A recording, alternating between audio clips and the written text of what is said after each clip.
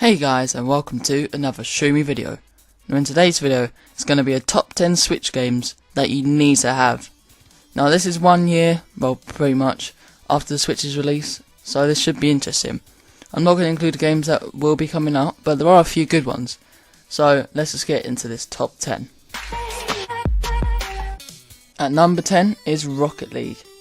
Now I played this game so much on my PS4. And was so excited when I found out they would bring this to the Switch. My brain couldn't quite understand that I could actually play one of my favourite games on the go. The game controls really well in general, and the Switch and the Joy-Cons really suit the controls for this game. It is also such a great multiplayer game, and the Switch, well, I think it's the best multiplayer console. Say, I don't know, you're on a plane with some mates. This game would be great to pass the long trip. I'm not surprised this game has sold so incredibly well, and was loved by loads of people, especially me. So that's why it takes its place on the list. At number 9 is Sonic Mania. Now, this is the game that many Sonic fans have been dreaming of. Now, don't get this game mixed up with Sonic Forces, as that was virtually the opposite. So this game is basically a new Sonic game, but mainly based on the older ones, the ones that everyone loved. This game stands out from the rest due to its old-fashioned graphics. Now that is usually a bad thing, but none of it's trying to recreate their best titles. The multiplayer is done really well in this game, as you can either play with friends or play against them. And also, Knuckles is in this game, so that puts this on the top 10 by itself.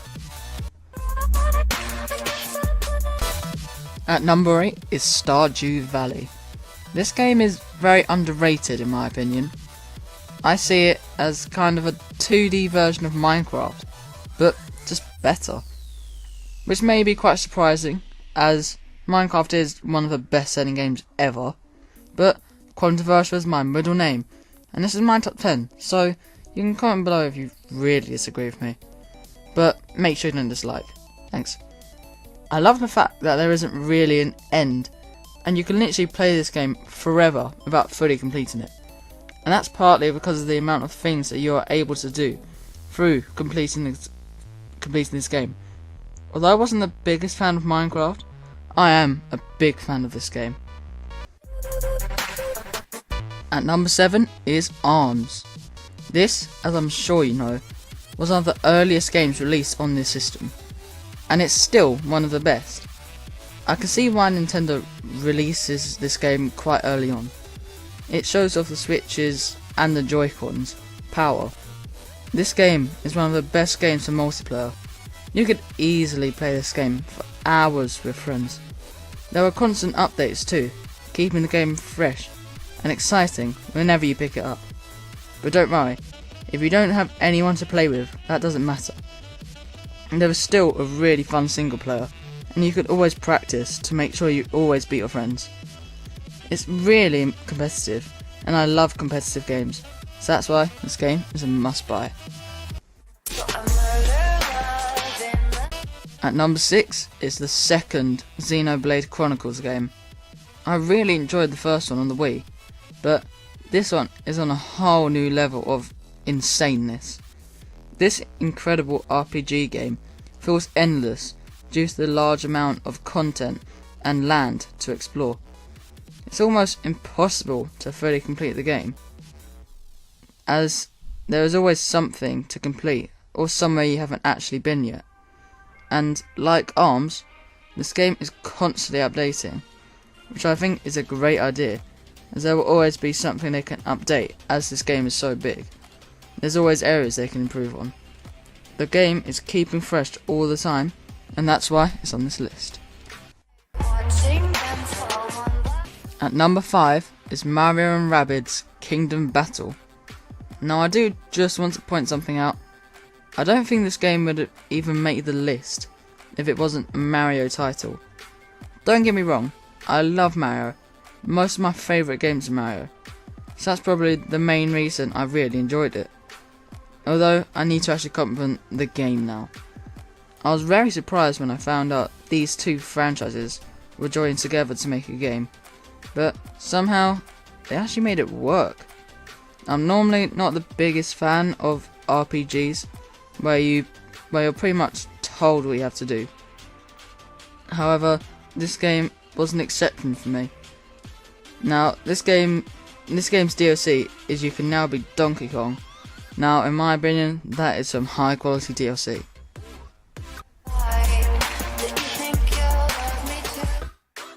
Now in 4th position is Splatoon 2. Now we're getting to the stage where literally any of these games could be favourites for a lot of people. This game, I know, is some people's favourite. Although not mine, well obviously because it's not number 1 on the list, it is definitely one of the games that I love to play. The great thing about this game is how it's been made to suit all ages. It's got the more adult suited gameplay with the guns, but has been made into a way that smaller kids can enjoy it too. This game's multiplayer is just incredible, one of the best on the console. There's only one other game that I think has better multiplayer. Spat spoilers? Nah, not really. I know, as I've mentioned this for almost every game, but the DLC really is amazing in this game. It's so good that it could probably be a whole new game with the amount of new things added. So don't be surprised if even more DLC comes out for this game.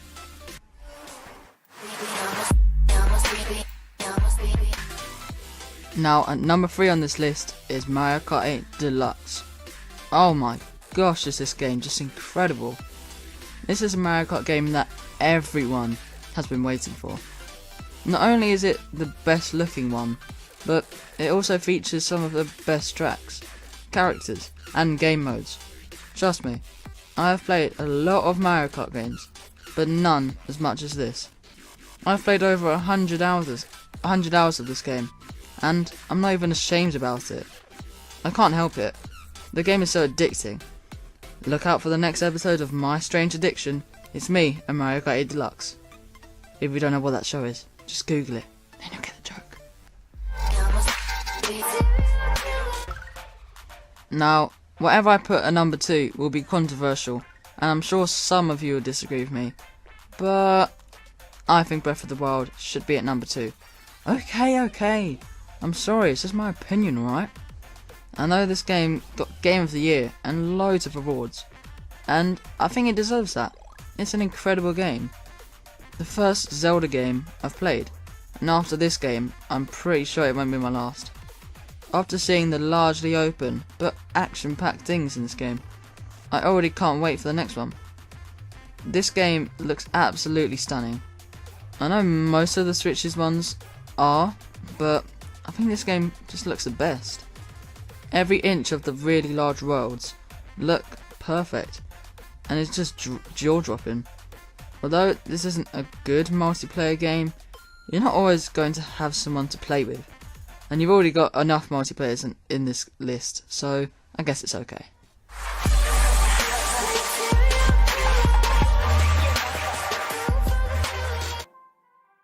Now, we have finally reached number 1, and at last I can bang on about how incredible Super Mario Odyssey really is.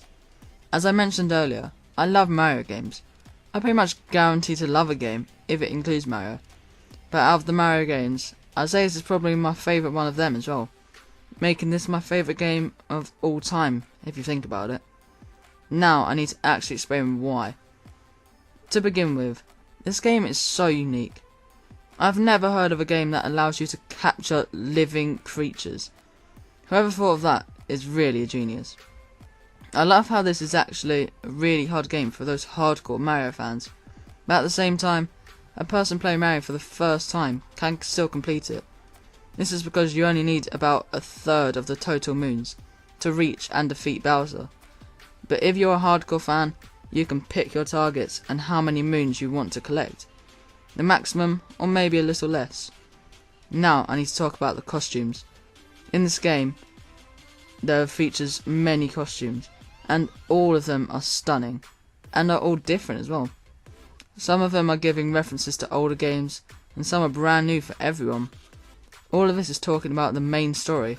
That's not including the DLC added. Luigi's Balloon World was such a great feature. It really helped bring the communities together, and adding a bit of multiplayer to the game, as that's the only thing that this game lacked. Jeez, I talked about that game for a long time, but I did warn ya, I was gonna bang on about it. So that is the end of this top 10. I hope you guys really enjoyed it, as it did take quite a while to make. Make sure to check out my Patreon and Twitter accounts in the description. And please subscribe, as it means the world. Drop a like for more top 10s, and I will see you in the next one. Goodbye.